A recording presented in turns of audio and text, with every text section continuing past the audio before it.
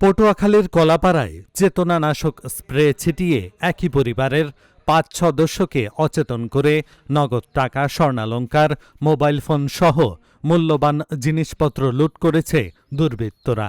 গভীর রাতে উপজেলার নীলগঞ্জ ইউনিয়নের নিয়ামতপুর গ্রামের আলম খানের বাড়িতে এ ঘটনা হয়।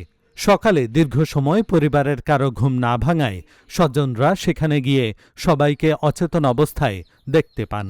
পরে তাদের উদ্ধার করে কলাপাড়া হাসপাতালে ভর্তি করা হয়। ৩ জন চিকিৎসা নিয়ে বাড়ি ফিরলেও আয়শা বিবি ও মাসুমা বেগমের এখনও জ্ঞান ফেরেনি।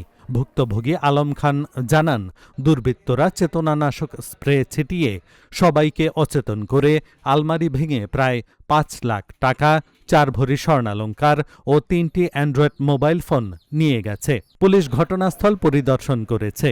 লিখিত অভিযোগ পেলে আইনগত ব্যবস্থা নেওয়ার কথা জানিয়েছে কলাপাড়া থানা। উপরতে ঢুকছে খুব সম্ভব, এই যে এখানে উঠছে উপরতে ঢুকছে, উপরতে ঢুকিয়ে মনে হয় মেডিসিন মারছে। মেডিসিনের কারণে আমরা সমস্ত মানুষ অজ্ঞান, কোনো মানুষ হুশ পায়নি। মনে হয় 2 ঘন্টা তালাশি করছে। 2 ঘন্টা তালাশি করে এই ঘরে হয়তো কোনো কিছু পায় নাই, তাই না পাইছে। এবার ছোট ঘন্টায় গেছে। ছোট ঘন্টায় যাওয়ার পর ওই জায়গায় আমাদের স্বর্ণ ছিল, টাকা ছিল। আমার টাকা পয়সা থাকলে আমি বড় করে রাখিনি, হ্যাঁ এটা আমি রাখি ছোট ঘরে। কিন্তু এই বড় ঘরের সমস্যা, ছোট ঘর হয়তো বা সেফ থাকবে, এই হিসেবে ছোট ঘরটায় ওই টাকা পয়সা রাখি, স্বর্ণ রাখি।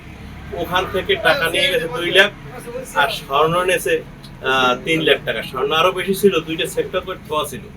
একটা সেক্টরে স্বর্ণ পায় নাই, আর একটা সেক্টরে স্বর্ণ পাইছে। সেখানে 3 লাখ টাকা স্বর্ণ গেছে আর 2 লাখ টাকা গেছে, এই পর্যন্ত গেছে। আর মানুষ অজ্ঞাত আছে 2 জন, ওই মেডিসিন দ্বারা অসুস্থ বর্তমানে।